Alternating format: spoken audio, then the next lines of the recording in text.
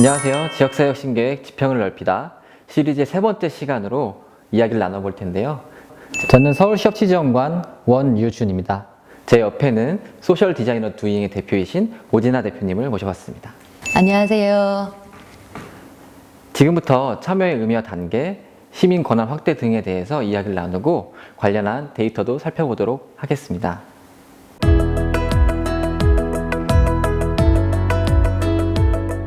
네, 지금부터 지역사회혁신계획에서 참여에 대한 이야기를 나눠볼 텐데요. 최근에는 마을공동체, 참여예산, 도시재생, 협치 이렇게 다양한 시민참여 정책들이 생겼는데요. 대표님이 보시기에 이 지역사회혁신계획에서 참여란 어떤 의미가 있을까요? 네, 지역사회 혁신 계획에는 민과 간의 다양한 주체들이 참여하게 되는데요. 과거에는 행정에서 어떤 사업을 계획하면 거기에 시민들이 참여하는 방식이었잖아요. 하지만 지역사회 혁신 계획에서는 사업의 계획, 실행, 평가, 완료에 이르는 전 과정에 참여한다는 점에서 과거와는 다른 방식이라고 할 수 있겠습니다. 즉, 시민들에게 더 많은 권한을 부여함으로써 실질적인 지역의 주체로 그리고 행정의 파트너로서 시민들이 참여하게 되는 것입니다. 지역사회혁신계획은 민과 간이 함께 지역사회 문제를 해결한다라는 게 큰 목적이라고 할 수 있는데요. 2019년 저희가 자치구 설문조사 결과 시민들의 주요한 참여 계기는 지역사회 문제를 해결하기 위함이었습니다. 저희가 지역사회 문제라고 했을 때 그 출발점은 나 자신부터라고 할 수 있는데요. 나의 문제를 꺼내고 그게 공론장이 아마 될 것 같은데요. 공론장에서 나의 이야기를 꺼내고 그것이 공공의 문제를 확인했을 때 다양한 사람들이 모여서 자원을 모으고 해결 방안을 찾아간다고 할 수 있습니다. 네, 예를 들어서 제가 맞벌이 부부인데 저에게 아이 돌봄에 문제가 심각하다라고 했을 때 개인적으로 돌봄을 해줄 수 있는 사람을 찾아보거나 아니면 돌봄 기관을 알아보거나 하게 되는데요. 이게 만약에 나만의 문제가 아니라 옆집도 비슷한 문제를 겪고 있고 우리 지역에 그러한 돌봄 문제를 경험하게 되는 분들이 많이 있다라고 한다면 이것을 개인적 문제의 해결이 아니라 공공의 여러 자원들과 민간의 여러 자원들을 연결해서 지역 차원에서 돌봄 시스템을 만든다는 식으로 문제를 해결한다는 것이죠. 이 과정에서는 문제를 겪고 있는 당사자들이 얼마나 많이 참여하는가 하는 것이 관건이 될 텐데요. 주민들뿐만 아니라 지역의 다양한 기업들 그리고 소상공인들 이렇게 문제 해결에 적극적으로 다양한 주체들이 참여하는 데 의미가 있겠습니다. 네, 참여는 곧 시민력 향상의 계기가 된다라는 이야기로 들리는데요. 지역사회혁신계획에서는 협치회의나 운영위원회나 워킹그룹이나 참여할 수 있는 다양한 방법들이 있습니다. 이런 과정을 저희는 수기공론 과정이라고 부르고 있는데요. 이런 수기공론 과정에 참여할 수 있다라는 걸 알려드리고 싶습니다. 그럼 수기공론이란 뭘까요? 제가 생각하는 수기공론을 한번 정의해 보겠는데요. 공론은 이야기를 발산하고 공감대를 형성하는 그런 단계라고 생각합니다. 그리고 수기는 공감대를 바탕으로 이야기가 다시 수렴되는 과정이라고 생각하는데요. 좀 비유해보자면 공론은 1이 100이 되는 그런 단계라고 생각되고요. 그리고 수기는 100이 다시 1이 되는 그런 단계라고 생각이 됩니다.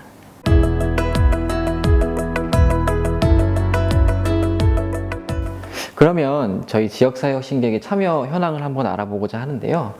2019년 기준으로 총 23,533명의 시민들이 참여해 주셨습니다. 시간으로 보면 3,243시간, 수기 공론 횟수만도 1,946회였는데요. 정말 숫자만 봐도 대단하다고 느껴지거든요. 네, 물론 이 데이터가 2019년 데이터긴 하지만요. 엄청난 데이터라고 할 수 있습니다. 유형을 한번 살펴보면요. 협치회의가 467회, 워크숍이 58회, 운영위원회가 96회, 워킹그룹이 1152회, 분과회의가 277회, 기타 317회 등으로 정말 많은 횟수들이 발생했습니다. 특히나 워킹그룹이 1152회나 되는 이유는요. 아까 대표님께서 말씀하셨다시피 계획, 실행, 평가에 이르는 전 단계의 민과 간이 함께하기 때문에 더 많은 회의들이 열리고 있다고 할 수 있습니다.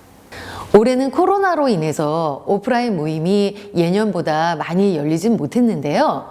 대신에 의제별 단체 카톡방이나 실시간 온라인 회의, 그리고 유튜브 생방송 등 다양한 온라인 공론장이 개최될 수 있었습니다. 흔히 온라인은 오프라인보다 숙이나 토론이 더 힘들 거라는 생각을 하게 되는데요. 하지만 올해 진행된 것을 보면 온라인만의 장점이 더 있었던 것 같아요. 네, 온라인의 장점을 한번 생각해 보면 아무래도 시간과 공간에 제약이 없다는 것이 가장 큰 장점일 텐데요. 그러다 보니까 평상시에 참여하지 못했던 사람들도 쉽게 참여할 수 있고, 그리고 더 논의가 더 집중될 수 있는 그런 장점도 있을 것 같습니다. 다만 디지털 기기를 사용하기 어려운 분들이 상당히 많잖아요. 그런 분들을 위해서는 온라인과 오프라인이 좀 병행되는 것이 필요하지 않을까 생각이 듭니다. 그런 측면에서 올해 저희 자치구들은 코로나 상황 속에서도 유연하게 잘 대처를 했던 것 같습니다.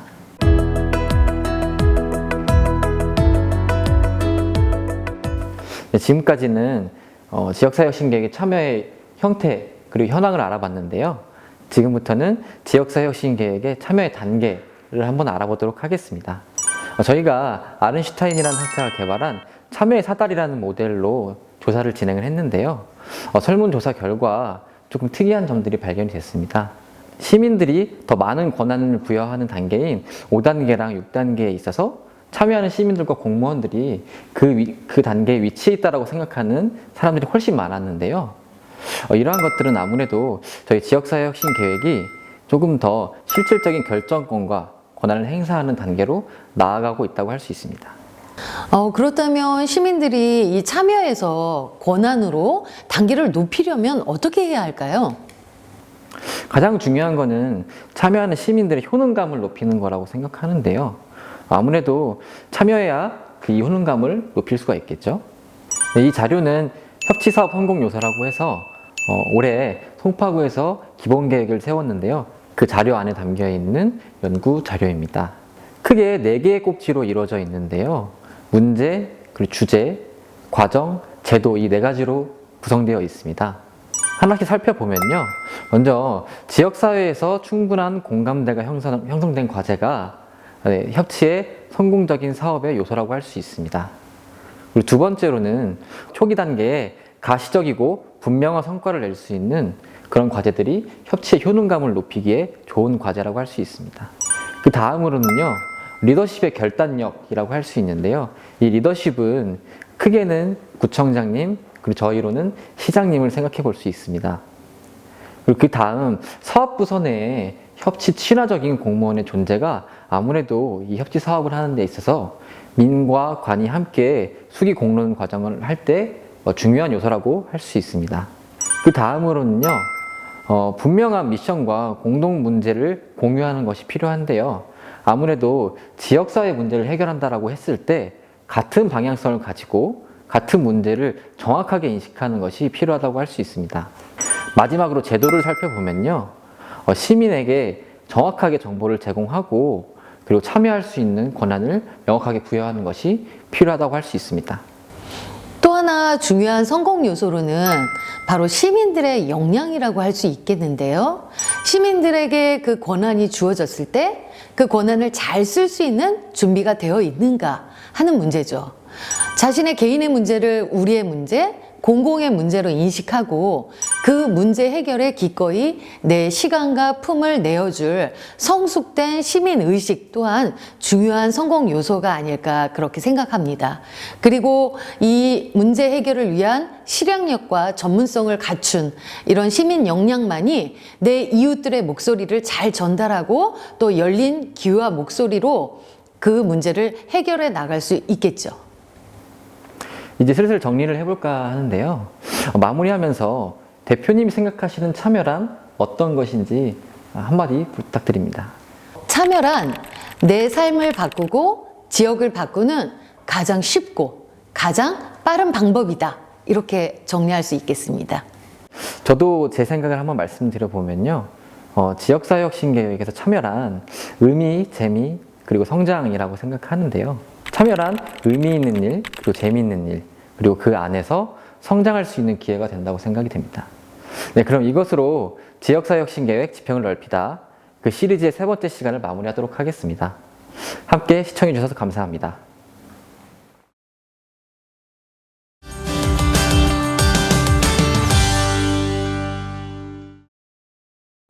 안녕하세요. 지역사회혁신계획 지평을 넓히다 참여편 TMI로서 공론장에 대해 이야기해보려 합니다. 공론장이 대체 무엇이며 지역사회혁신계획에서 어떤 의미를 갖고 있을까요? 시민들의 주요한 참여 계기는 지역사회 문제 해결이었습니다. 지역사회혁신계획은 시민들이 스스로 주인공이 되고 민관이 함께 지역의 문제를 해결해 나간다는 의미를 지니고 있는데요. 그 중에서도 공론장은 문제를 찾는 시작이자 그리고 해결하고자 하는 아이디어를 얻는 출발점이라고 할 수 있습니다. 그렇기 때문에 공론장을 긍정적이고 즐거운 공간으로 만드는 것이 굉장히 중요합니다. 그렇다면 먼저 공론장이 무엇인지 알아볼까요? 주변에서 공론장이라는 단어를 쉽게 들어볼 수 있는데요. 때로는 공론장이라는 이름 그대로 아니면 주민총회, 원탁토론 이런 이름으로 많이 사용되고 있습니다. 실생활에서 공론장이 진행되는 형식으로 한번 살펴보면 공론장은 특정한 공간에 사람들이 모여서 이야기를 나눈다고 할 수 있는데요. 그 중에 가장 중요한 거 한 가지를 추가하자면 공적인 이야기를 나눈다는 점입니다. 그렇기 때문에 공론장에 있어서 가장 중요한 요소는 사람, 그리고 이야기, 그리고 형식이라고 할 수 있는데요. 그럼에도 우리가 잊지 말아야 할 것은 공론장이 가지고 있는 가장 큰 전제입니다. 공론장에 참여하는 시민들이 문제를 해결할 수 있는 아이디어와 그 문제의 기초를 가지고 있다는 전제를 잊지 말아야 할 것입니다. 그렇다면 왜 공론장이 중요할까요? 앞서 말씀드린 지역 문제 해결 그리고 공적인 이야기 이 두 가지가 연결되지 않나요? 지역의 문제는 나의 문제이기도 하지만 우리 모두의 문제이기도 하기 때문에 공적인 이야기라고 할 수 있습니다. 그래서 공론장은 나의 이야기이자 우리의 이야기를 나누는 공간입니다. 근데 한번 생각해 보면 과거에는 문제를 해결하기 위해선 특정 조직된 집단이나 공공에서 의지를 가져야만 가능했습니다. 하지만 이제는 개인들도 문제를 해결하기 위한 아이디어를 제안할 수 있습니다. 대표적으로 예를 들자면 광화문 1번가 그리고 저희 서울시에서 운영하는 민주주의 서울 같은 것들이 있는데요. 이런 루트를 통해서도 이야기를 제안할 수 있지만 공론장은 여러분들의 이야기가 힘을 얻고 공감대를 얻을 수 있는 중요한 연결고리를 할 수 있습니다. 네, 두 번째로 말씀드릴 것은 공론장은 이야기를 주고받으며 아이디어를 발전, 진화시킬 수 있다는 것입니다. 이 화면에서 보시는 것은 DIKW 피라미드라는 것인데요. 밑에서부터 데이터, 인포메이션, 날리지, 위즈덤까지 이어지는 이 4단계의 피라미드로 구성되어 있습니다. 먼저 데이터, 자료에 대해서 살펴보면요. 우리가 눈으로 보고 귀로 듣고 하는 객관적인 사실들이 이에 해당합니다. 그리고 이걸 보고 우리가 특정한 해석을 했을 때 우리는 인포메이션, 즉 정보라고 설명할 수 있습니다. 그리고 이런 자료와 정보를 가지고 내 경험이 더해졌을 때에는 우리는 그걸 지식이라고 부를 수 있습니다. 그리고 이러한 것들이 반복적으로 일어났을 때 좀 더 창의적인 아이디어를 생각할 수 있는 위즈덤, 즉 지혜라는 단계로 나아갈 수 있는데요. 공론장은 이처럼 내 이야기와 다른 사람들의 이야기가 만나서 반복적으로 일어날 때 우리는 이걸 수기라고 부르고 있습니다. 이러한 수기를 통해서 우리는 특정한 패턴을 찾아내고 사회 문제를 해결할 수 있는 아이디어를 얻을 수 있습니다. 나와 그리고 다른 사람이 이야기가 만났을 때 우리는 태도가 변하고 성장할 수 있는 계기가 되기도 합니다. 나의 이야기가 현실이 되고 성장하면서 참여자들은 효능감이란 것을 느끼게 됩니다. 근데 우리는 효능감을 흔히 만족감이란 의미로 좀 통용해서 사용하고 있는데요. 사실은 내가 무언가를 할 수 있다는 신념, 자존감과도 같다고 할 수 있습니다. 효능감을 느끼는 방법에는 크게 4가지가 있다고 합니다. 알버트 반두라라는 학자가 이야기한 것인데요. 첫 번째는 성취 경험, 두 번째는 대리 경험, 세 번째는 언어적인 설득, 그리고 네 번째는 정서적인 각성, 이 총 4가지를 이야기하고 있습니다. 그 중에서도 첫 번째인 성취 경험이 가장 중요한데요. 자그마하지만 내가 참여하고 무언가를 이뤄냄으로써 우리는 큰 만족감을 느끼기도 합니다. 그렇기 때문에 우리는 참여하고 무언가를 이뤄내는 것이 가장 중요한데요. 공론장은 이 지역사회혁신계에서 가장 중요한 참여 계기라고 할 수 있습니다. 그렇다면 공론장에 참여하는 참여자들의 효능감을 높이기 위해선 우리는 어떤 준비를 해야 할까요? 첫 번째는 사전에 정확한 그리고 구체적인 정보를 제공하는 것입니다. 대개 우리는 현실을 놓고 보면 어떤 공론장이 열리는지, 어떤 주제인지를 모르고 참여하시는 경우가 굉장히 많습니다. 우리가 수기의 단계를 높이기 위해서는 사전에 어떤 공론장이 열리는지, 어떤 이야기를 나눌 것인지 참여자들한테 정확하게 정보가 제공되는 것이 필요합니다. 그리고 두 번째는 구체적으로 질문하기입니다. 예를 들어서 여러분이 구청장이 되면 어떤 걸 하고 싶으세요? 라는 질문보다는 재활용률을 높이기 위해서는 우리는 무엇을 해야 할까요? 라는 질문으로 조금 더 구체적이고 자세하게 아이디어를 낼 수 있도록 질문을 세세하게 하는 것이 필요합니다. 그리고 세 번째는 꼼꼼하게 기록하는 것입니다. 참여자들은 자신들이 어떤 이야기를 했는지도 까먹은 채 다음에 또 다른 공론장에 참여하게 됩니다. 근데 그런 것보다는 우리가 어떤 이야기를 나눴는지 결과를 알려주고 같이 평가함으로써 우리는 조금 더 나은 공론장을 함께 만들어갈 수 있을 것입니다. 조금 더 깊은, 조금 더 넓은, 조금 더 오래가는 민주주의를 위해서는 공론장을 참여하고 싶은 곳, 그리고 즐거운 곳으로 만들어야만 합니다. 우리는 효능감을 느끼고 긍정적인 경험을 할 때 더 깊은 참여를 하게 되고 이를 확산할 수 있습니다. 그래야 자발적인 주체들이 생겨날 수 있습니다. 자, 이제 이야기를 정리하면서 공론장에 대한 꿀팁을 하나 말씀드리고자 하는데요. 때로는 우리는 굉장히 공론장이 형식적으로 진행된다는 느낌을 받습니다. 그럼에도 불구하고 우리는 꾸준히 참여해야 하는 이유가 있는데요. 그 공론장에 숨겨진 힘에 대해서 말씀드리고자 합니다. 첫 번째는 행정은 선례, 논리, 근거 이런 것들이 있을 때 실행이 가능한 조직입니다.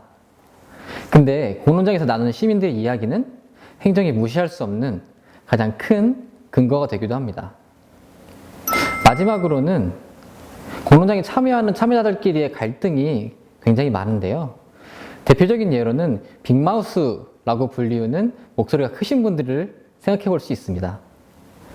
근데 우리 이런 공론장에서는 이런 빅마우스들의 힘을 줄이고 이후의 갈등을 최소화할 수 있는 그런 계기를 만들 수 있습니다. 이제 지역사회적 신뢰 지평을 넓히다 참여편 TMI 그 공론장을 마무리해 볼 텐데요. 아까 말씀드렸다시피 우리는 지역사회 문제를 해결하기 위해서 공론장에 참여하곤 합니다. 여러분들이 잊지 말아야 할 것은 여러분의 이야기가 그리고 아이디어가 이 세상의 문제를 해결할 수 있다는 점인데요. 그렇게 여러분들이 꼭 명심하셨으면 하는 마지막 한마디 드리면서 마무리하도록 하겠습니다. 여러분은 공론장의 주인입니다. 공론장이 즐겁지 않으면 여러분들은 참여하기 어렵고 또 내 주변의 사람들에게 참여를 권하기도 어렵습니다. 그렇기 때문에 늘 내가 주인공이라는 의식을 갖고 열심히 참여하고 즐거운 곳으로 만들어 나갔으면 좋겠습니다. 그럼 이상으로 이야기를 마무리하도록 하겠습니다.